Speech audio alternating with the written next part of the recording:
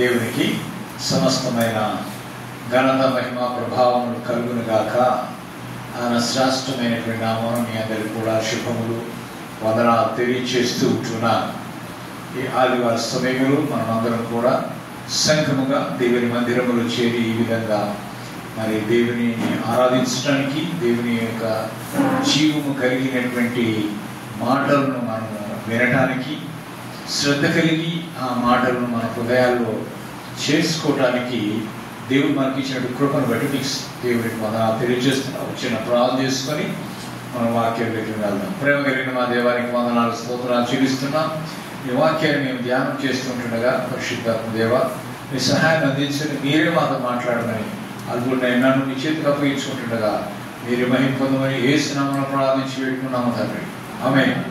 ప్రియమైన దేవుని బిడ్డలారా, ఈరోజు మనము వాక్యము లూకాసు సువార్త 6వ అధ్యాయం.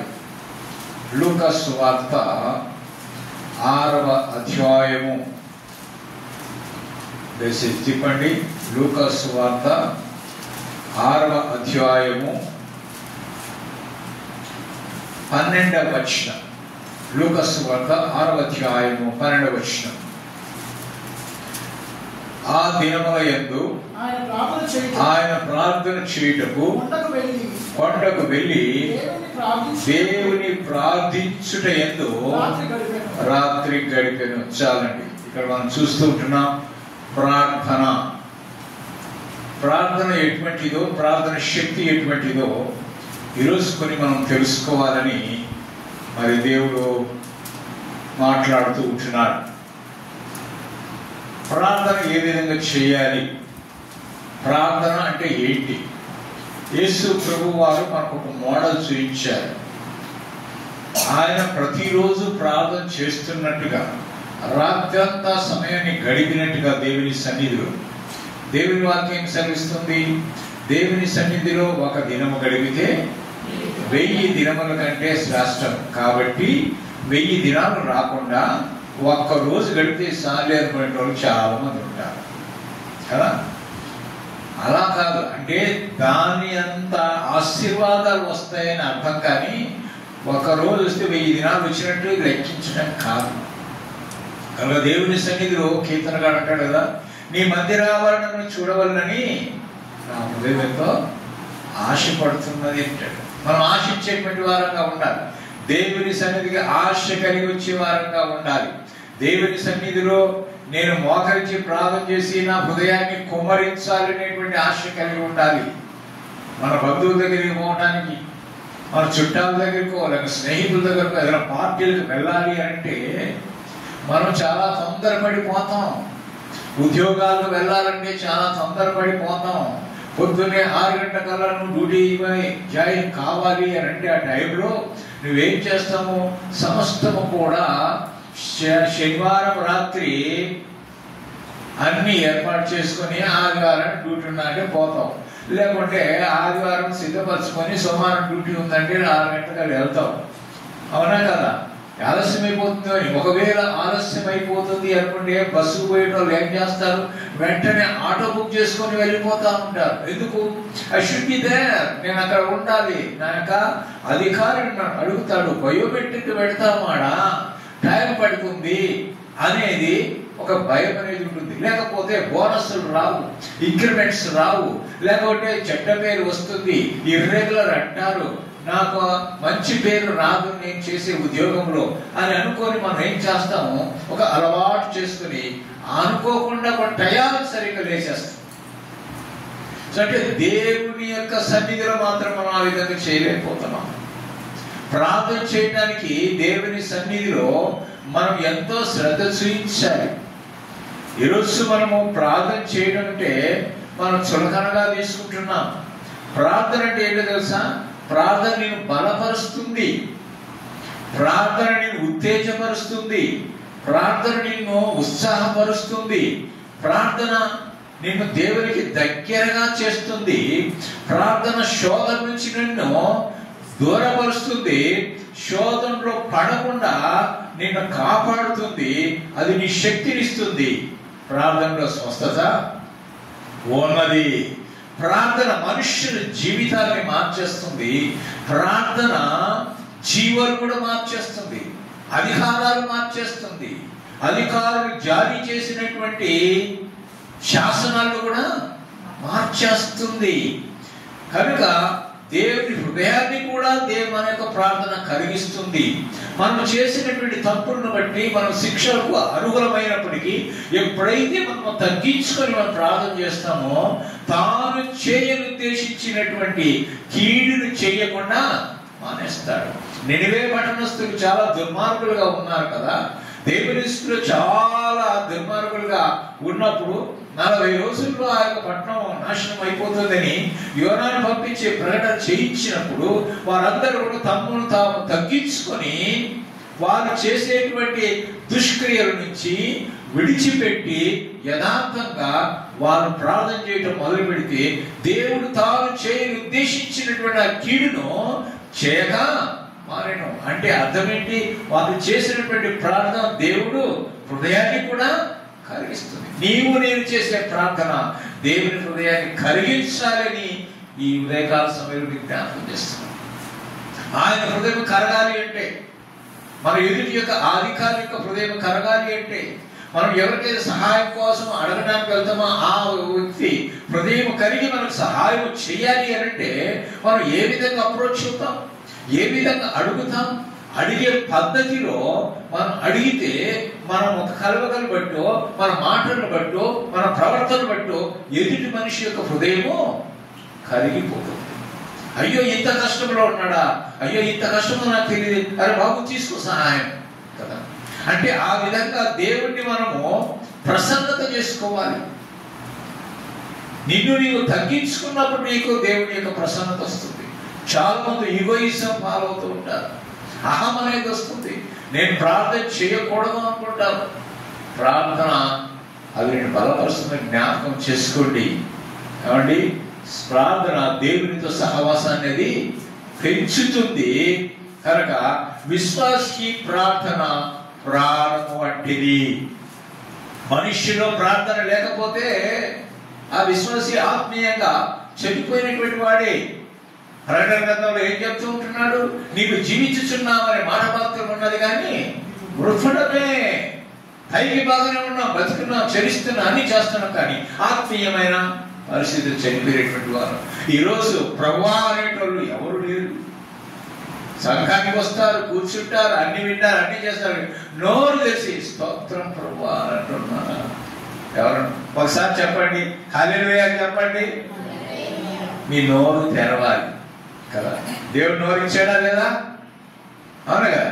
తిట్టడానికి ఉపయోగిస్తాం, బూతు మాట్లాడడానికి ఉపయోగిస్తాం, కథలు చెప్పడానికి ఉపయోగిస్తాం, ముచ్చట్లు చెప్పుకోవడానికి ఉపయోగిస్తాం, ఇంకేదేదో చేయడానికి మన నోరు ఉపయోగిస్తాం. కానీ దేవుని సన్నిధిలో నోరు తెరిచి ప్రభువానికి స్తోత్రం, హల్లెలూయా, నీవు నాకు జీవమిచ్చావు, నీకు వందనాలు, నీవు నాకు ఆరోగ్యం ఇచ్చావు, వందనాలు అని చెప్పడానికి బదులు మన నోరు రాదు, నోరు బిగించబడుతుంది. ఎందుకు? సాతానుడు నోరు తెరవకుండా బంధిస్తుంది. అయితే ఎప్పుడు బంధించబడినటువంటి వాడు విడుదల పొందాలంటే దేవుని సహాయము కోరుకున్నప్పుడే. కనుక నీ దేవుని సహాయం కోరుకుంటే ఎటువంటి సాధారణ శక్తి అయినా నీ ముందు నిలవదు. నీకు వ్యతిరేకంగా రూపింపబడినటువంటి ఏ ఆయుధము కూడా వర్తిల్లదు. కానీ సాతాను కత్తి దూసుని ఎదురు నిలబడినా అది నిన్నేం చేయలేదు. ఎందుకు? నీలో ఉన్నవాడు, నీ పక్కన ఉన్నవాడు, నీ ముందు నీ వెనక నిన్ను చుట్టూ ఆవరించినటువంటి వాడు శక్తిమంతుడు. ఆ శక్తి కలిగినటువంటి దేవుడు నేను కలిగి ఉండాలంటే ఆయనతో సహవాసము కలిగి ఉండాలి. ప్రేమ దేవుడిలాగా ప్రార్థన మనకు చాలాసార్లు, దయచేసి ఏమనుకోబాకండి, నేను విమర్శ చేస్తానని అనుకోబాకండి. ఒకవేళ మీరు విమర్శ అనుకున్నా అది సద్విమర్శగా అనుకోండి, అది మంచి విమర్శ అనుకోండి. నేను విమర్శించడానికి ఇక్కడ లేదు, విమర్శించని ఎవరు, కానీ సరి చేయవలసిన బాధ్యత నా మీద అవునా కదా. ప్రార్థన ఎలా చేయాలి, ఏ సందర్భంలో చేయాలి? ప్రార్థన సమయాన్ని బట్టి ఆ సందర్భాన్ని బట్టి మనం ప్రార్థన చేయాలి. నేను ఇప్పుడు దాకా నేను కొన్ని ప్రార్థనలు విన్నాను, విజ్ఞాపనలు విన్నాను, ఆరాధనలు విన్నాను. మనం ఆరాధన చేయడానికి వచ్చామా, ప్రార్థన చేయడానికి వచ్చామా, విజ్ఞాపన చేయడానికి వచ్చామా, ఎందుకు వచ్చామా? మనం ఈ సమయం, ఈ కొంత సమయం దేవుని సన్నిధిలో ప్రభు వారిలో పాల్గొంపులు పొందకముందు ఏం చేయడానికి వచ్చావు? ఏం చేస్తున్నావు? చెప్పండి. ఆరాధన. ఎంతమంది ఆరాధన చేశారు చెప్పండి? మీకు విడమే చేసుకుని ఎంతమంది ఆరాధన చేశారు? ఆరాధన తక్కువ, ఏమెక్కువ? అలా కాపాడు, ఏలా కాపాడు, అది విజ్ఞాపన. ఆరాధన వేరే, విజ్ఞాపన వేరే. ఆరాధన అంటే దేవుడు చేసిన మేలను ఆయన హెచ్చించటం, పొగడటం. పొగడేది కొంచెమే చేస్తున్నాం. అలా కాపాడు, వీళ్ళని కాపాడు, వాళ్ళని చేయి, వీళ్ళని చేయి. వాళ్ళను రక్షించేందుకు నీకు వదనాలు, మంచిది. అలాగే ఆరోగ్యం ఇచ్చినావు, నీకు వదనాలు, కృతజ్ఞత, మంచిదే. నాకు రక్షణ ఇచ్చావు, మంచిది, సంతోషం. ప్రభువా, నా కోసం ఈ లోకానికి వచ్చావయా, నీకు వదనాలు. నీవు ఈ రక్తాన్ని కార్చావయా, నా కోసం నువ్వు దెబ్బలు తిన్నావు, నా కోసం శిలువ మరణం పొందావు, నా కోసం నీ ప్రాణాన్ని త్యాగం చేసావు, నీకు వదనాలు అన్నారా? అది మాత్రం అనలేదు. ఎక్కడనే ఇట్లేదు. ఇంతవరకు చేసిన వాళ్ళలో ఆ మాట రాదు. అంటే దేవుడు అందరి ప్రార్థనలు వింటున్నాడు. ఎవరన్నా నన్ను గురించి, ఒక్కరన్నా నన్ను గురించి ఆ మాట అంటారా అంటే అలా కాపాడు, ఇలా కాపాడు, వాళ్ళని స్వస్థపరుచు, వీళ్ళని స్వస్థపరుచు, ఏ ఉన్నాయి తప్ప. ఇంకోటి ఏంటో తెలుసా? ప్రతి దానికి పొందుకున్నామంటారు. ఏంటో మనకు అర్థం కాదు. ఏం పొందుకున్నారు? మనం అడిగింది ఏంటి? ఆరోగ్యం ఈ ప్రభా, ఆరోగ్యాన్ని పొందుకున్నా, నాకు ఈ అవసరం ఉంది ప్రభా, నాకు ఇది ఇచ్చేయి కాబట్టి నేను పొందుకున్నాను. అలా కాపాడుకున్నాం, ఇలా కాపాడుకున్నాం, ఇవన్నీ కూడా నేను పొందుకున్నాను అంటే వాళ్ళ కాపాడు, నువ్వు కొనుక్కునేది. పొందుకున్నాం అనే వాటిలలో కూడా మనం అడిగినవి మనం పొందుకుంటే వాటిని పొందుకున్నాం అన్న. వాళ్ళని కాపాడున్నది పొందుకున్నామంటే దానికి రాదు. అవసరం నీకు ఏదుందో అది అడిగి పొందుకున్నామంటే లెక్క. చాలాసార్లు ఇక్కడ పిలిపి దగ్గర నిలబడి అటువంటి ప్రార్థన చేసిన వాళ్ళు ఉన్నారు. మీరు వినే ఉంటారు, గమనించి ఉంటారు. కొన్ని సంవత్సరాల కిందట అలాగనే ప్రార్థన చేశారు. కనుక మనము ప్రార్థన చేసేటప్పుడు, ట్రైనింగ్ పోయేటప్పుడు, భోజనం చేసేటప్పుడు, లేకుంటే వివాహం చేసేటప్పుడు, లేకుంటే బర్త్డే చేసేటప్పుడు దానికి అనుగుణంగా ప్రార్థించాడు. భోజనం చేసే దగ్గర లంబా చెవుడా ప్రార్థన చేశారన్న తినేసి లేచిపోయింటారు. అదే వీళ్ళంతా రెడీ సూట్ కేసులు అన్నీ పెట్టుకుంటారు, ప్రార్థన చేయండి అయ్యా మా ప్రయాణం బాగా క్షేమం జరగాలంటే ఆ క్షేమ పరిస్థితులు మొదలు పెట్టినట్టు ట్రైన్ వెళ్ళిపోయారు. ఇది కాదు, కొంతమంది ప్రార్థనలో ప్రసంగాలు చేసేస్తుంటారు. ఎందుకు? సమయం దొరకడం లేదు. ప్రసంగం చేయడానికి సమయం దొరకాలి. అందుకని ప్రార్థన కూడా ప్రసంగం ఎప్పుడైపోతారు బాబు అన్నట్టు ఉంటారు కదా. కనుక మనం ఆత్మీయ సంగతులను మనం నేర్చుకోవాలి. ఎప్పుడు, ఎలా, ఏ సందర్భం. ఒక రోగి దగ్గరికి పోయినామనుకోండి, రోగికి సంబంధించినటువంటి వాక్యం చెప్పి బలపరిచి వాళ్ళ కోసం ప్రార్థన చేయాలి. అది వదిలిపెట్టి ఇంకా చేసినామనుకో, తీసుకొని వేరే చేసి ప్రార్థన చేసామనుకో, ఎట్లుంటుంది చెప్పండి. అవును కదా. కనుక దేవుని శక్తిలో మనం ఆరాధన చేసేటప్పుడు దేవుని హెచ్చించాలి. విజ్ఞాపనం ఉంది చూసారా? శనివారం కూడా మనం పెట్టుకుంటాం విజ్ఞాపనం. అప్పుడు మీరు ఎంతసేపు వాళ్ళని కాపాడంటారో, వీళ్ళని కాపాడంటారో, వాళ్ళు రక్షించటో, వీళ్ళు రక్షించటో, అది నీ ఇష్టం. అప్పుడు నీకు ఫ్రీడమ్ ఇచ్చారన్నమాట దేవుడు. ఎందుకు? విజ్ఞాపనం చేయమని. ఎందుకంటే రాజుల కోసం, అధికారుల కోసం, అందరి కోసం మనం ప్రార్థన చెయ్యాలి అని దేవుని వాక్యం సెలవిస్తుంది కదా. అప్పుడు చేయండి. ఆదివారం పూట లాస్ట్లో మనం కానుకలు అయిపోయిన తర్వాత విజ్ఞాపనం చేస్తాం కదా, అయ్యా మా వీళ్ళన్నిటికీ ఉంది, అప్పుడు చేయండి. అది బాగుంటుంది. అది విజ్ఞాపన చెప్పొస్తుంది. కనుక ప్రార్థన మనం చేసేటప్పుడు అన్ని వింటారని విస్తారంగా మనం మాట్లాడేదాని వల్ల ఆ బైబిల్లో ఉంది, అది దేవుని యొక్క సన్నిధికి చేరదు అని ఉంది. కనుక మనము తగ్గించుకోవాలి. మనం భూమి మీద ఉన్నాం కాబట్టి మనం తగ్గించుకోవాలి. ఆయన పరలోకున్నాడని హెచ్చించాలి. కనుక ప్రార్థనలో ఏమి ఉండాలి అంటే మెలకువ ఉండాలి. ఏముండాలి? మెలకువ.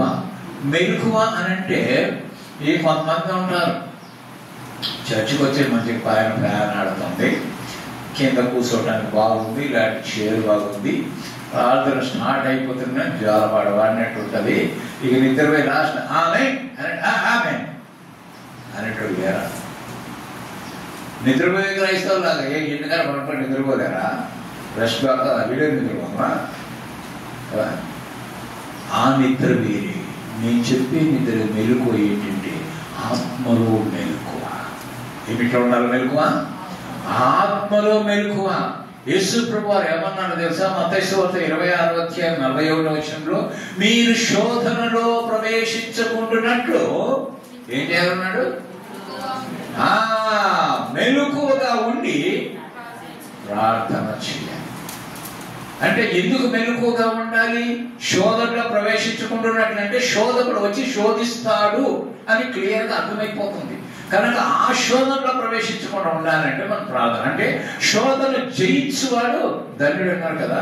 కనుక శోధన జయించాలి అంటే మన జీవితంలో, విశ్వాస జీవితంలో, క్రైస్తవుని జీవితంలో ఏమి ఉండాలంటే ప్రార్థన ఉండాలి. ప్రార్థనే మన యొక్క ఆయుధం. మనకి వేరే ఆయుధాలు ఏమి లేవు. ఆ ఆయుధం ప్రార్థన అనే ఆయుధంతో నువ్వు ఎదురుగా సాతానికి ఎదురుపోతే వాడు నిలబడలేడు, పారిపోతాడు. కనుక ప్రార్థన జీవితం కలిగి ఉండాలి.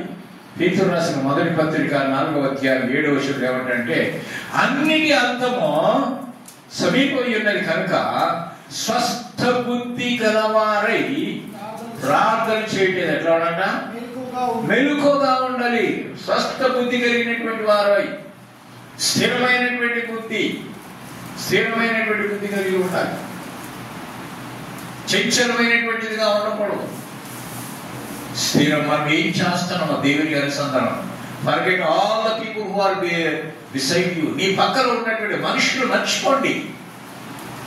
దేవుని గుర్తు చేసుకుని నేను దేవుని ముందున్నాను, దేవుడితో ప్రార్థిస్తున్నాను, దేవునికి మనవి చేస్తున్నాను, ఆయన నా మాటలు వింటున్నాడు, ఆయన స్వరం నేను వినాలి. ఇదే ఉండాలి తప్ప వాళ్ళు ఏమనుకుంటారు, వీళ్ళేమనుకుంటారు, వీళ్ళు ప్రార్థన రాలేదనుకుంటారు, వీళ్ళు మంచి ప్రార్థన చేశారు, నేను చేసే పేర్లు పెడతారేమో, మా ప్రార్థన దేవుడు వింటాడో లేదు, నా ప్రార్థన దేవుడు జవాబిస్తాడు అనుమానం పడవద్దు. ఎటువంటి అయినా కానీ ఆయన వినుటకు చెప్పేవాడు కాదు. ఆయన తప్పకుండా వినేటువంటి వాడు ఉండాలి. మొదటిగా ప్రార్థన ఏముండాలి? మెలకువ ఉండాలి. రెండోది ప్రార్థన చేసేటప్పుడు మనం ఏమి ఉండాలంటే విశ్వాసం ఉండాలి. విశ్వాసం లేకుండా దేవునికి ఇష్టడై ఉండుట అసాధ్యం. మరి మీరు ఇష్టలుగా ఉన్నారా? ఇష్టలుగా ఉండాలి అంటే ఆయనకి ఇష్టమైన పనులు చేయాలి. దేవునికి ఇష్టంగా ఉండాలంటే ఏం చేయాలి? ఆయనకి ఇష్టమైన పనులు చేయాలి. చేస్తున్నామా?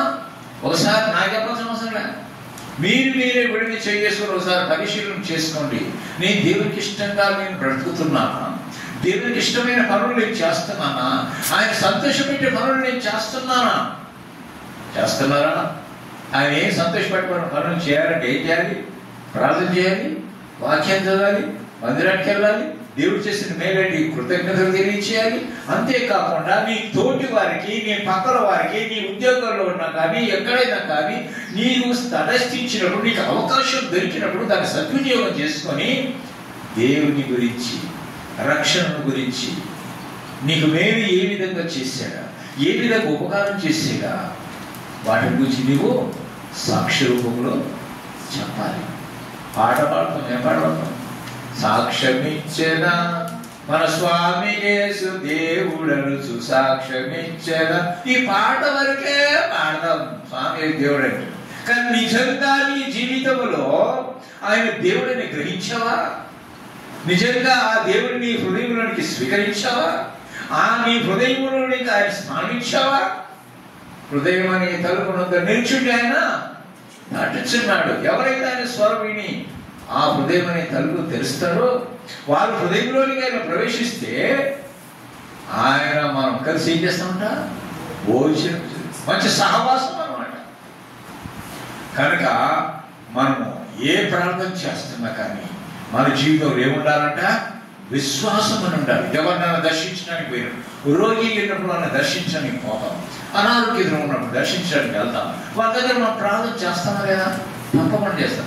ఎట్లా చేస్తాం? మనము విశ్వాసంతో ప్రార్థన చేయాలి. అంటే యాకోబు పత్రికలో 5వ అధ్యాయం 15వ వచనంలో ఏమంటాడు తెలుసా? విశ్వాస సహితమైనటువంటి ప్రార్థన రోగిని స్వస్థపరచును. ఒకవేళ వాడు రోగి అయితే స్వస్థత కలుగుద్ది, ఒకవేళ వాడు పాపం చేసిన వాడైతే పాపక్షమాపణ కలుగుద్ది. కనుక నువ్వు విశ్వాసంతో ప్రార్థన చెయ్యాలి. విశ్వాసంతో నువ్వు ప్రార్థన చేసినప్పుడు చేర్పించుకునేటోళ్ళు కూడా విశ్వాసం ఉండాలి. ఈ ప్రార్థన దేవుడిని నన్ను స్వస్థపరుస్తాడనేటువంటి ఆ విశ్వాసము ఆ రోగిలో కూడా ఉండాలి. అందుకని ఎవరికే కానీ ఈ బలహీనతలు రోగాలు వచ్చినప్పుడు ఏం చేయాలని తెలుసా? పిలిపించుకోవాలంటే ఎవరైనా సంఘ పెద్దల్ని, బ్యాగులు ఏమైనా సంఘ పెద్దల్ని, పాసం అలా పిలిపించుకొని ప్రార్థన చేయాలి. వారు యేసునామమున నూనె రాసి చేస్తారు. అప్పుడు వాళ్ళకి విడుదల, స్వస్థత కలుగుతుంది. అంటే ఎందుకు వాళ్ళని పిలిపించుకోవాలని అంటున్నాడు అంటే వాళ్ళ ప్రార్థనలో శక్తి ఉంది కదా, ఆ ప్రార్థన ద్వారా నీలో ఉండేటువంటి బలహీనత తొలగించాలి. కనుక ప్రార్థనలో విశ్వాసం ఉండాలి. అంతేకాదు ప్రార్థనలో మనకి ఏముండాలంటే నిలకడ ఉండాలి. ఏముండాలి? నిలకడ అంటే స్థిరత్వం అనేది ఉండాలి. ఉందా స్థిరత్వం? ప్రార్థన చేస్తున్నాం పక్కడు కాదు మన ప్రార్థన కాదు, ఇది కాదు ప్రార్థన కదా. కాన్సన్ట్రేషన్ ఉండాలి కదా. నువ్వు ఏదైనా చూసాను, టీవీ ముందు కూర్చొని చూసాను, తదేకంగా దేవుడు డిస్టర్బ్ చేయాలి కూడా కదా, అలా కాదు. కనుక మనము స్థిరత్వం కలిగినటువంటి వారుగా మనం ఉండాలి అన్నమాట. కనుక నిలకడగలిగినటువంటి వారిని కొలస్సీయులకు రాసిన పత్రిక 4వ అధ్యాయం 2వ వచనం. కొలస్సీయులకు రాసిన పత్రిక 4వ అధ్యాయం 2వ వచనంలో ప్రార్థన యందు నిలకడగా ఉండి కృతజ్ఞత గల వారమై దాని యందు మెలకువగలిగి ఉండాలి. ఏమండి? కృతజ్ఞత కలిగిన వారంగా ఉండాలి. దేవుడు చేసిన మేరకు మనం ఏం చెల్లించాలి? కృతజ్ఞత. నువ్వు ఇచ్చే డబ్బులు కాదు దేవునికి కావాల్సింది, నీ కృతజ్ఞత దేవునికి కావాలి. అంటే దేవుడు చేసిన మేలకు నువ్వేం చేయాలని? స్తుతి చెల్లించాలి, స్తుతి యాగము చెల్లించాలి. నీ హృదయంలో ఆయన స్థానం అదే కోరుకుంటున్నాడు. కనుక మనం నిలకడగలిగినటువంటి వారంగా, చంచలమైనటువంటి వారు కాకుండా స్థిరమైనటువంటి వారు ప్రార్థన చేసే దాంట్లో స్థిరత్వము కలిగి ఉండాలి. అంతేగాని ప్రార్థన ఏముండాలి తెలుసా? పట్టుదల ఉండాలి. ఏముండాలి? పట్టుదల ఉండాలి, ఆసక్తి ఉండాలి. రోమీయులకు రాసిన పత్రిక 12వ అధ్యాయం 12వ వచనం. రోమీయులకు రాసిన పత్రిక 12వ అధ్యాయం 12వ వచనంలో నిరీక్షణ గలవారై సంతోషించుచు శ్రమ యందు ఓర్పు గలవారై ప్రార్థన యందు ఏం కలిగి ఉండాలంట? పట్టుదల కలిగి ఉండాలి, నిరీక్షణ ఉండాలి. క్రీస్తు మీద మనకు నిరీక్షణ ఉండాలి. ఆ నిరీక్షణలో మనం సంతోషిస్తూ ఉండాలి. శ్రమ వచ్చినప్పుడు దాని యందు ఓర్పు కలిగినటువంటి వారమై నా దేవుడు నన్ను అందులో నుంచి బయటికి లాగగలడు, ఆయన సమర్థుడు, నా సమస్య నుంచి నన్ను విడుదల కలిగించగలడు, నన్ను విడిపించగలడు అనేటువంటి విశ్వాసం కలిగి, ఓర్పు కలిగి, ప్రతి శోధన జయించడానికి ఓర్పు కలిగి ప్రార్థన యందు పట్టుదల కలిగి ఉండాలి. యాకోబు పట్టు వదలకుండా నీవు నన్ను ఆశీర్వదిస్తే తప్ప నేను నిన్ను, మరి దేవుడు ఆశీర్వదించాడు కదా. ఆశీర్వదించి ఏమన్నాడు? ఇక మీద నీ పేరు యాకోబు కాదు, ఎవట? ఇశ్రాయేలు. ఇశ్రాయేలు ఏంటి? దేవుడితో పోరాడేవారు. నీవు నేను దేవుడితో పోరాడేవారుగా ఉండాలి. పోరాడుతున్నామా? దేవుని సన్నిధిలో ప్రార్థన ద్వారా మనం పోరాడుతున్నాం. ప్రభా ఈ సమస్య ఉంది, ఈ సమస్య నుంచి విడుదల చేయాలి. నువ్వు చేయకపోతే ఎవరు చేస్తారు? నీ బిడ్డలుగా ఉన్నప్పుడు ఆ బిడ్డలకి ఆ యొక్క అవసరత తీర్చవలసిన బాధ్యత తండ్రి మీద లేక తల్లి మీద ఉంది. నువ్వే తండ్రివి, నువ్వే తల్లి అయినప్పుడు ఆ బాధ్యత నీ మీద ఉంది కదా. కాబట్టి నువ్వు లేఖలు ఎత్తి ప్రార్థించాలి. నిన్ను విడువని ఎడబాయని అన్నావు కదా, మరి నన్ను ఎందుకు ఈ విధంగా వదిలేసావు? ఆ వాక్యం ద్వారా మనం నన్ను వదలవా ప్రభువా, నేను నేను గట్టి పట్టుకుంటున్నా, నన్ను వదిలించు. ఓ మాట చెప్పనా మీకు, తల్లులైనటువంటి వారు మీ చిన్నపిల్లలను అంటే కొంచెం పొరపాటుగా చంపలు వాయించేస్తాను. చంపలు వాయించేస్తే చిన్న పిల్లలు, పెద్దవాడైతే పారిపోతాడు. చిన్న పిల్లల్ని కొట్టారనుకోండి, వాళ్ళు ఏం చేస్తారు? పారిపోతారా? ఏం చేస్తాను చెప్పమని చెప్పుకోండి. ఏం చేస్తారు? అటు ఇటు పోకుండా ఆ తల్లిని గట్టిగా ఆ తల్లినే గట్టిగా కాళ్ళు గట్టిగా పాటేసుకున్నప్పుడు ఆ తల్లి మళ్ళీ కొట్టుద్దా? కొట్టదు. ఆ చేతిలో ఉన్న కట్టె ఇసిరి పారేసి అని ఎత్తుకొని అని ముందు పెట్టుకొని తప్పున అన్నట్టు చేయబోతున్నట్టు. అలాగా నువ్వు తప్పు చేసినప్పుడు నువ్వు ఎవరిని కౌగలించుకోవాలి? దేవుడిని కౌగలించుకోవాలి. దేవా నీవు తప్ప నాకు దిక్కు ఎవరు లేరు. నన్ను విమోచించేవాడు, రక్షించేవాడు నువ్వే కదా, నన్ను ఆదరించేవాడు నువ్వే కదా, నా ఆశీర్వదించేవాడు నువ్వే కదా. నీవే నన్ను తిరస్కరిస్తే, నీవే నన్ను తోసివేస్తే నేనేమైపోవాలి? నేను ఎవరి దగ్గరికి వెళ్ళాలి? అవునా కదా? అడగాలి మనము. ఆయనే మనకు సర్వం ఇచ్చేటువంటి వాడు. శిక్షించినా కానీ వాత్సల్యము చూపిస్తూ ఆయన మన పాపమును క్షమించేటువంటి వాడు. కనుక పట్టుదల కలిగి ప్రార్థించాలి. ఏలియా పట్టుదల కలిగి ఆసక్తి కలిగి ప్రార్థించాడా లేదా? ప్రార్థిస్తే ఏం ప్రార్థించాడు? అయ్యా వర్షం పడకుండా 3.5 సంవత్సరం ఆపేయాలంటే దేవుడు మాట విన్నాడు కదా. విన్నాడు. వర్షం రాకుండా 3 సంవత్సరాలు ఆపేసాడు. మళ్ళీ ప్రార్థన చేస్తే వర్షము వచ్చింది. ఇంకొక సందర్భంలో ఆహాబు ఏలియాను కనుక్కోండి, ఎక్కడున్నా పట్టుకోరనుకోండి అని చెప్పేకే అలా దగ్గర ఉన్నదని ఇన్ఫర్మేషన్ వస్తాను. కానీ ఆయన కొంతమందిని ఆ సైనికుల్ని వాళ్ళని ఆ అధికారిని పంపిస్తే అక్కడికి వచ్చిన తర్వాత ఆయన ఇక్కడ ప్రార్థన చేస్తుంటే దైవజనుడా అని ఇట్లా ఆహాబు గారు రమ్మంటున్నాడు. నేను దైవజనుడిని అయితే ఆకాశం నుంచి అగ్ని గురించి మేము దహించను కాకంటే వచ్చింది కదా. వెంటనే కాదు అంటే అర్థం ఏంటి? ఒక మానవుడు దేవుడితో దహించుని కాక అని చెప్పి అగ్ని పంపించాడు లేదా? ఇంకో విషయం చెప్పనా, దేవుడి మాట ప్రార్థన విని సృష్టిని ఆపేసినటువంటి ఏం తెలుసా? యుద్ధం జరుగుతున్నప్పుడు యెహోషువ ఏం చేశాడు? సూర్యుడా ఆగిపో, చంద్రుడా ఆగిపో అంటూనే సృష్టి స్తంభించింది. ఒక మానవుని యొక్క ప్రార్థన విని జరిగినటువంటి యొక్క సంఘటన లాస్ట్లో చరిత్రకారులు తెలుసుకోవడానికి ఎంతో కష్టపడ్డారు. ఆ టైం అంటే సూర్యుడు చంద్రుడు ఆగిపోవడం అంటే భూమి అయిపోయింది కదా. మరి ఆ చరిత్ర నిలబడిపోయింది. అది నేను పుస్తకం రాయడం కాదు, సైంటిస్టులు కనుగొన్నారు అది. ఎందుకో ఈ టైమింగ్ కొంచెం డిఫరెన్షియేషన్ వస్తుంది చూసారు. అంటే అది ఆశీర్ గ్రంథంలో రాయబడినది. ఒక మానవుని ప్రార్థన విని దేవుడు ఆపేసినటువంటి సంఘటన. అంటే అటువంటి ప్రార్థనా శక్తి నీకు నాకు ఉండాలని ఈరోజు దేవుడు జ్ఞాపకం చేస్తూ ఉంటున్నాడు. ప్రేమ దేవుడి ద్వారా ప్రార్థనలో ఏక మనస్సు ఉండాలి. ఏముండాలి? ఏక మనస్సు. ఏక మనస్సు ఉందా? ద్విమనస్సు ఉందా? ద్విమనస్సు అంటే ఏంటి? 2 మనస్సు. ఏక మనస్సు అంటే ఒకటే ఉంది. సత్తరు ఉన్న అందరూ కూడా కలిసి ఒక విషయమై అందరూ కలిసి ప్రార్థన చేస్తుంటే అది ఏక మనస్సు కాదా? ఏక మనస్సు. కనుక మనం ఏదైనా సాధించాలి అంటే ఏం చేయాలి? సంఘమంతా ప్రార్థన చేస్తుందంటే ఏక మనస్సు కలిగి మనం ప్రార్థించేవారుగా ఉండాలి. అపోస్తల కార్యములు మనం చూస్తాం. 1వ అధ్యాయంలో 13వ వచనం 14వ వచనంలో అక్కడ మనం చూస్తాం. యేసు ప్రభు వారు చనిపోయి పరలోకన ఆరోహణం అయిపోయిన తర్వాత అక్కడ కొంతమంది శిష్యులు, వారితో కూడా స్త్రీలు, యేసు తల్లి అయినటువంటి మరియా అండి, మరి ఆయన సహోదరులు ఏక మనస్సుతో ఏం చేశారంట? ఎడతెగక ప్రార్థన చేయించుండి. చూసారా, ఏక మనస్సు కలిగి వారు ప్రార్థన చేస్తారు.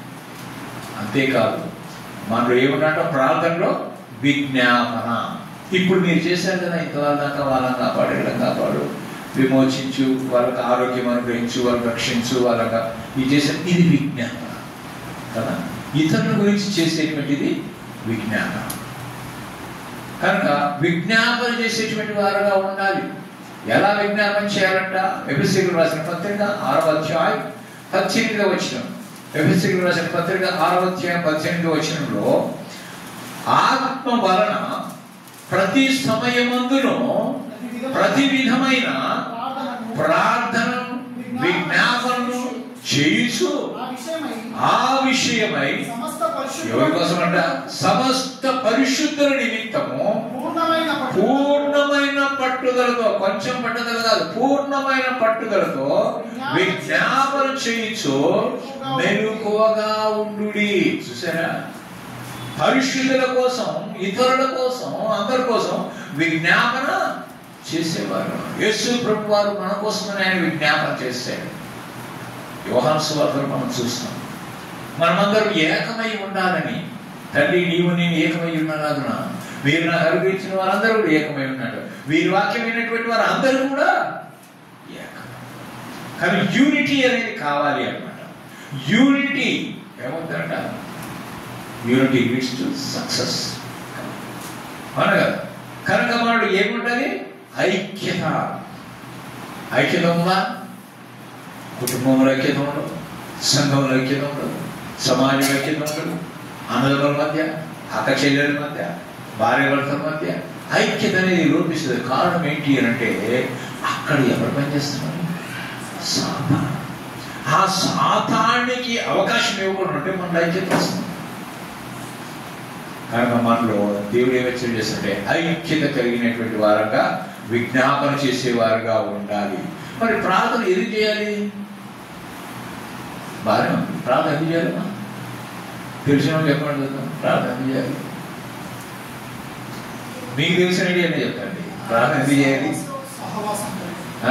ఇంకా దేవుడితో మాట్లాడటం కోసం, సహవాసం చేయటం కోసం. ఇంకా సరిపోద్దా? సోదరు జీవించడం కోసం. ఇంకా తెలిసి చెప్పండి. ఏం చేయాలి? ఒక చెప్పనా? ఫర్ స్పిరిచువల్ ప్రొటెక్షన్, ఆత్మ సంబంధమైన రక్షణ కోసం. అంటే సాతాను మన మీద దాడి చేయకుండా కాపాడబడటానికి మనం ఏం చేయాలి? స్పిరిచువల్ ప్రొటెక్షన్, ఆత్మ సంబంధమైనటువంటి సంరక్షణ కోసం. ఎఫెసీయులకు రాసిన పత్రికలో మనం చూస్తాం 6వ అధ్యాయంలో 23 నుంచి 13వ వచనం నుంచి 17వ వచనం మనం చూస్తాం. అక్కడ ఏర్పడింది, ఒక సైనికుడు కనిపిస్తున్నాడు కదా. ఆ సైనికుడు ఏమేమి ఉన్నాయన్నా? శిరస్త్రాణం ఉంది, అవునా కదా. మరి మైమరు వేసుకున్నాడు. ఇంకేం పెట్టుకున్నాడు? సమాధానం అని జోడు పెట్టుకున్నాడు. ఖడ్గము ఉంది, అవునా కదా. మీరు ఇంటి పేరు ఇప్పుడు ఎక్స్ప్లెయిన్ చేయడం టైం లేదు. కానీ అంటే ఒక సైనికుడిని ఎదురుగా నిలబెడితే శిరస్త్రాణం, హెల్మెట్ అని ఉంది. తన బుల్లెట్ ప్రూఫ్ లాగా కూడా వేసుకొని ఉన్నాడు కదా. కాళ్ళ వేసి అన్ని ఆర్మర్ అంటాం మనం. అంటే యుద్ధానికి పోయేటువంటి కవచాలు, కవచం కదా. కనుక మనల్ని మనం ప్రొటెక్ట్ చేసుకోవాలి, మనల్ని మనం కాపాడుకోవాలంటే సైన్యంలో ఉండేటువంటి వాడు అన్ని ధరిస్తాడు. అలాగనే దేవుడిచ్చేటువంటి సర్వ అంగం, ప్రతి అంగానికి ఏం కావాలా? ప్రొటెక్షన్ కావాలి. కనుక సర్వాంగ కవచం అక్కడ రాయబడి. కనుక మనం సాధన చేయించాలంటే వాడు ఎక్కడైనా బాణం వేస్తాడు. బాణం వేసినట్టు ఏ కీలుకో, ఏ కాలుకో, ఏ చేతికో. అందుకని సర్వాంగ కవచము ధరించాలి. కనుక సర్వాంగ కవచము కావాలి. ఆత్మ సంబంధమైన రక్షణ కొరకు ఈ సర్వాంగ కవచం కొరకు మనం ప్రార్థన చేసేవారుగా ఉండాలి. రెండవది ఎందుకు ప్రార్థన చేయాలంటే, జ్ఞానం కోసం ప్రార్థన చేయాలి. ఎవరితో ఎట్లా మాట్లాడాలా, ఎలా ప్రవర్తించాలి, మన సంభాషణ ఏ విధంగా ఉంది, మన సంభాషణ ఎలా ఉండాలంట? ఉప్పు వేసిన సంభాషణ ఉండాలి. కొంచెం ఉప్పు ఎక్కువైపోయింది అనుకోండి, ఎంత బాగుందో అని చాదరిస్తాం కదా. ఉప్పు వేస్తే కషం కదా, కషం ఉందంటే తింటావా, ఊసేస్తాం కదా. కనుక అలాగని మన మాటలు అధికంగా ఉన్నాయనుకోండి, ఏదో చాటర్ బాక్స్ ఒకటే మాట్లాడతాం. ఏ బాక్స్? Chatter box. వీళ్ళమ్మ ఏదో పుట్టినప్పుడు నీకు వదవసిందేమో, అందుకోసమే ఒకటే మాట్లాడతారు అమ్మా. అలాగే అయితే మన సంభాషణ మితముగా ఉండవలను, ఉప్పు వేసిందిగా ఉండాలి, ఇతరులకి రుచికరంగా ఉండాలి అన్నమాట. అంటే ఇతరులు బాధ పెట్టేదిగా ఉండకూడదు, మనం బాధపడుతూ ఉండాలి, అంతే కదా. ఇతరులు సంతోషం వచ్చేది బట్టి కూడా సంతోషం వచ్చేది పొగడమని కాదు అన్నమాట. అంటే మనం మాట్లాడే మాటలు కొంతమంది మాట్లాడితే కొట్టినట్టుంటుంది, కొంతమంది మాట్లాడితే తిట్టినట్టుంటుంది, కొంతమంది మాట్లాడితే కత్తులు తీసి కడుపులో పొడిచినట్టుంటుంది కదా. కొంతమంది మాట్లాడితే వా ఎంత మంచి మాట్లాడి, ఎంత గుడ్ స్పీచ్, ఎంత ఇంకా అయినాలి అన కదా. మరి మనం ఎట్లా ఉన్నాయి? బయట సంగతి వదిలేయండి, మన సంగతి మనం మాట్లాడుకున్నాం, భార్య భర్త మాట్లాడుకున్నాం, కుటుంబ సభ్యులందరూ కలిసి మాట్లాడుకున్నాం, సంఘంలో మాట్లాడుకున్నాం, ఎలా ఉన్నాయి మన మాట కదా. మన మాటల విషయంలో మనం చాలా జాగ్రత్తగా ఉన్నాం. అధికంగా మాట్లాడటం వలన ఏముండదు మనము దోషము ఉండక మనం తప్పకుండా దోషం. అధికంగా మాట్లాడారన్నా ఆ మాటల్లో దొరికి వచ్చేస్తుంది అన్నమాట. అప్పుడు నాకే తెలుసుకుంటే ఎలా అన్న తర్వాత అవి టైం స్లిప్ అయిపోయింది, దానికి యాడికి స్లిప్ అయిపోయింది, నువ్వే స్లిప్ చేసుకున్నావు, అంతే కదా. కనుక మనకు జ్ఞానం కావాలి. దేవుని వాక్యం ఏం చెప్తుంది? యాకోబు పత్రిక 1వ అధ్యాయం 5వ వచనం ఏమంటుంది? ఎవరికైనా జ్ఞానము కొదువుగా ఉన్నాడు, ఏం చేయాలట? దేవుని అడగాలి, అప్పుడు ఆయన ధారాళముగా ఇస్తాడు. ఎవరిని కూడా ఆయన తోసివేసేవాడు కాదు, అడిగిన వాళ్ళందరికీ ఇస్తాడు. జ్ఞానం అడుగు. సొలొమోను అడిగాడు, ఆ స్వప్నములు కనబడి నీకేం కావాలని అడిగితే సొలొమోను నాకు రాజ్యం ఇయ్యి, బంగారం ఇయ్యి, అధికారం ఇయ్యి వారలే. ఎవరు? అయ్యా నీ ప్రజలు ఇంతమంది ఉన్నారు, వీళ్ళకు నేను తీర్పు చేసిన లెక్కించడానికి నాకు చాలా కాదు, కనుక నాకు జ్ఞానం ఇయ్యి అని అడిగాడు. అంటే దేవుడు సంతోషపడ్డాడు. మరి చాలా మంది రోజులు నీకేం కావాలంటే, ఓ నా రాజ్యం విస్తరించబడాలా, నా పేరు ప్రఖ్యాతులు కావాలా, నేను చాలా ధనవంతుడులాగా చాలా గొప్పలాగా ఉండాలని కోరుకుంటాను. అది కోరుకోలేదు, నీవు జ్ఞానమునే అడిగావు కాబట్టి దాంతోపాటు ఇవన్నీ నీకు ఇస్తాను. కనుక మనం జ్ఞానంగా ప్రవర్తించాలి అని అంటే మనకు లోక జ్ఞానం, పరలోక జ్ఞానం. దేవుని వాక్యాన్ని తెలుసుకోవడానికి పరలోక జ్ఞానం కావాలి. ఈ లోకంలో ఎవరితో ఏ విధంగా సంచరించాలో మాట్లాడాలో మసులుకోవడానికి ఈ లోక జ్ఞానము కావాలి. కనుక ఈ రెండు జ్ఞానాలని దేవుడు ఇస్తాడు. కనుక నువ్వు అడగాలి అన్నమాట, అంతేగాని మనం ఇంకా దేనికోసం ప్రార్థన చేయాలి తెలుసా? సమాధానం కోసం ప్రార్థన చేయాలి. దేనికోసం ప్రార్థన చేయాలి? సమాధానం. నేటి దినాల్లో ఆ సమాధానమే ఉండదు. భార్య భర్తలు కూడా సమాధానం. ఆమె ఎటు చెప్పుకుంటే ఈయనట్టు చెప్పుకుంటాడు, ఒక పేడ అవునా కదా. ఆ చూడంటే బొర్ర అంటాడు, ఏదో ఒకటి సమాధానం. ఇంటికి పోవాలంటే ఏం సార్ మీరు ఇంటికి పోలేదు, టైం అయిపోయింది, 5 అయిపోయింది కదా, మీరు ఏంటి ఉన్నట్టు అమ్మ మా ఇంటి మీద రాసేసింది అంట.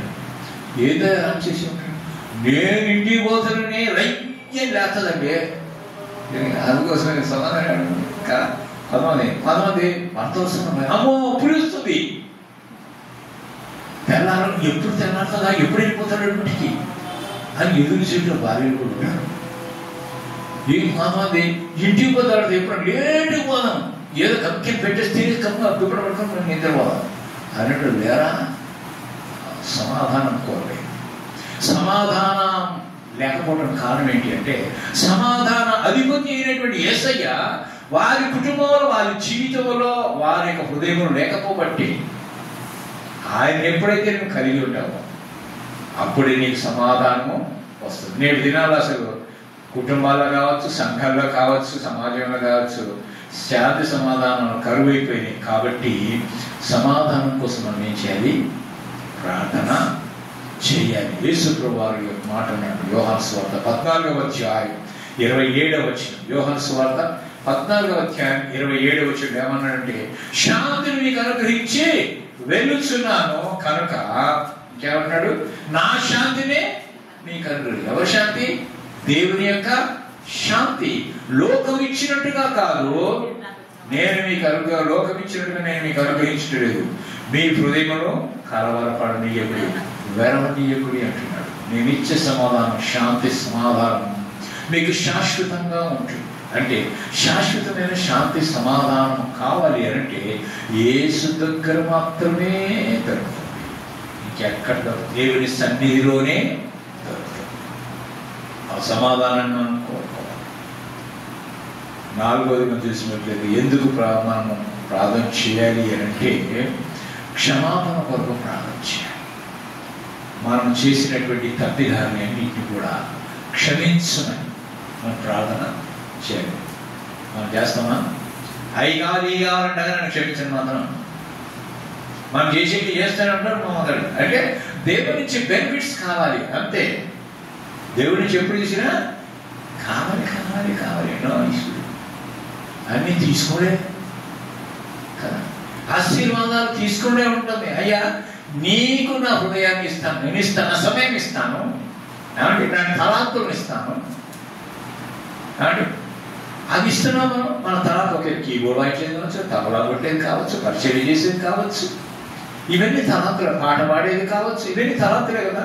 ఈ స్వరం నీకోసమే ప్రభువా, నేను నేర్చుకున్నది నీకోసమే ప్రభువా, అది దేవుని మైపరచడానికి నువ్వు సమయాన్ని ఉపయోగిస్తాను ప్రభా. నీకు ఈ సమయాన్ని కేటాయించుకొని నేను ప్రార్థన జరుగుతాను. ఒక గంటసేపు నేను ప్రార్థన చేస్తాను, లేకపోతే నాకు అర్ధగంట సేపు ప్రార్థన చేస్తాను, లేకపోతే ఒక 10 నిమిషాలు బైబిల్ చదువుతాను, లేకపోతే అర్ధగంట చదువుతాను, ఒక అధ్యాయం చదువుతాను, రోజు ఇంట్లో చదువుతాను అని చెప్పేసి నేను తీర్మానం తీసుకుంటున్నాను. అన్నిటికీ సమయం ఉంటుంది. There is lot of time for everything, but there is no time for God to read the Bible and pray. చదవడానికి, ప్రార్థన చేయడానికి, దేవుని దగ్గర రావడానికి నో టైం అంటారు. అన్నిటికీ మాత్రం ఏముంది? సమయం. చూసారండి, దేవుడిని సమయాన్ని అడుగుతున్నాడు. ప్రియమైన దేవుడి ద్వారా మనం అలా ఉంటే మన పాపాలు ఎలా క్షమించబడతాయి? కానీ మన పాపాలు క్షమించబడాలి అంటే క్షమాపణ కోరుకునే వారుగా ఉండాలి. పరలోక ప్రార్థన చేస్తాం, అయితే ఊహించేస్తాం. పరలోక ప్రార్థన ఏం చేస్తాం? పరలోక ప్రార్థన, మా ఎడల అపరాధములు చేసిన వారిని మేము క్షమించిన అడలు చేసుకోండి. ప్రకారము అలాగునే అని అర్థం. మేము క్షమించిన ప్రకారము మా అపరాధాలు క్షమించు అంటే మేము క్షమించకపోతే మా ఇప్పుడు క్షమించగలం. అదే కదా అర్థం కదా. మనం ఏం చేసాం? మా అమ్మని క్షమించుకోవడం మేము మాత్రం క్షమించాం. ఎందుకంటే క్షమించు, నేను వాడు చేసింది సత్యం క్షమించండి అంటే ఎంత ద్వేషం ఉంది? మరి నీవు చేసినటువంటి తప్పిదాలు దేవుడు మరి ద్వేషిస్తే నువ్వు ఎక్కడ ఉంటావు? నరకంలో ఉంటావు కదా. మరి నీ ద్వేషించగా ప్రేమించి నేను క్షమిస్తున్నాడు. మన పాపాలు క్షమించబడాలంటే మన ఎడల ఎవరైతే తప్పిదాలు చేసింటారో వారిని మనం క్షమించాలి. నీవు దేవుని సన్నిధిలో నీ అర్పణ అర్పించినప్పుడు నీకు ఎవరితోనైనా విరోధం ఉన్నదని జ్ఞాపకం వచ్చిన ఎడల నీ అర్పణ అక్కడిని వదిలిపెట్టి నువ్వు ముందు పోయి వారితో సమాధాన పడి తర్వాత వచ్చి నీ అర్పణను అర్పించు. ప్రభురాత్రి భోజనంలో మనం పాలు పంపులు పొందుతూ ఉంటూ ఉన్నప్పుడు మనం అది పరీక్ష చేసుకోవాలి. నేను పలానో లేదు, ప్రభావం క్షమించు అనగా మీ శత్రువులను ప్రేమించండి అన్నాడు, క్షమించండి అన్నాడు. మన శత్రువులను ప్రేమిస్తున్నామా, ద్వేషిస్తున్నామా? ఎలా తీసుకుని శివుడేమన్నాడు? తండ్రి వీరేమి చేస్తున్నారు, వీరిని ఆయనే మన మాదిరి. కాబట్టి మనం క్షమించాలి. మనం క్షమిస్తే అందరూ మిత్రులే. ఈ లోకంలో మనం క్షమిస్తే అందరూ మన మిత్రులు. మనకి ఎవరు శత్రువులు ఉంటారు? ఎవరు శత్రువు లేకపోతే ఏమో పేరు కదా, అజాత శత్రువు అంటారు కదా. ఎవరికి శత్రుత్వం లేదు, అందరు కూడా స్నేహితులే, అందరూ ఇష్టపడతారు అతన్ని. అవునా? అతను కావచ్చు, అందరూ ఇష్టపడతారు. ఏమన్నా ఓర్చుకుంటే వాడు ఏమున్నది? దేవుని ప్రేమ ఉన్నది, దేవుని గుణము ఉంది. కనుక మనలో సిద్ధపడి జీవితం కలిగి ఉండండి. సంతోషం కలిగిన జీవితానికి, క్రమశిక్షణ కలిగిన జీవితం కలిగి ఉండడానికి బలహీన సమయంలో నిలకడగా బలంగా నిలబడటానికి, బలములో మనం ఇంకా బలం పొందుకోవటానికి, భయం నుంచి విడుదల పొందటానికి, దుష్టత్వం నుంచి మనల్ని దూరపరచబడటానికి, దేవుని దృష్టిలో మనం అంగీకారంగా జీవించడానికి మనము ప్రార్థన చేయాలి. ఇది గుర్తుపెట్టుకోవాలి. కనుక ప్రార్థనలో అనేక విషయాలు నేను చెప్పవలసిన ఇంకా ఎన్నో ఉన్నాయి, కానీ ఇప్పుడు సమయం లేదు కనుక ముగిచ్చేస్తున్నాను. ప్రేమ దేవుడు, మన ప్రార్థన జీవితం ఇతరులను మార్చేదిగా ఉండాలి. మన ప్రార్థన ద్వారా మన కుటుంబ సభ్యులు, మన చుట్టుపక్కల వారు మార్పు చెందాలి. మనము మారాలి, వాళ్ళు మార్చాలి. వాళ్ళ కోసమే ప్రార్థన చేసి నీ కోసం నువ్వు ప్రార్థన చేసుకోకపోతే అలా రక్షించంటావు. 3 లక్షల కోసం వాళ్ళు రక్షించండి ఏం ప్రయోజనం? 3 లక్షల మంది ఇతరుల కోసం రక్షణ పోదు. అది ముఖ్యం. కనుక ప్రార్థన చేసేటప్పుడు మనం జాగ్రత్తగా భయభక్తులు కలిగి, శ్రద్ధ కలిగి మనం ప్రార్థన చేసేవారిగా ఉండాలి. ప్రార్థన దేవుని దగ్గరికి మనల్ని నడిపిస్తుంది, సన్నిధ సావాసాన్ని మనం అనుభవిస్తుంది. అటు కృపదేవుని అనుభవించిన ప్రార్థన. ప్రేమ కలిగిన మా దేవానికి స్తోత్రం చెల్లిస్తుంటున్నాం. ప్రార్థన అనే అంశం మీద అనేకమైనటువంటి ఉదాహరణల ద్వారా, మీ వాక్య లేఖనాల ద్వారా మీరు మాకు మాట్లాడినారు. మీకు స్తోత్రాలు. మా జీవితాల్లో మాకు ఏది కొదువుగా ఉన్నదో అది మీరు మాకు జ్ఞాపకం చేసి సరి చేసుకోవడానికి సహాయం చేయండి. సరి చేసుకొని నిజమైనటువంటి నాయన తండ్రి విశ్వాసులుగా, భక్తులుగా, నాయన తండ్రి బిడ్డలుగా, లోకానికి నాయన తండ్రి వెలుగుమయంగా వెలిగించేటువంటి వారుగా ఉండటానికి మీ కృప చూపించి, ప్రార్థనా జీవితాన్ని ఎవరికి లేదు అటువంటి ప్రార్థనా జీవితాన్ని మీరు అనుగ్రహించి మైపోతామని యేసు నామమున ప్రార్థించి పెట్టుకున్నాము తండ్రి. ఆమేన్.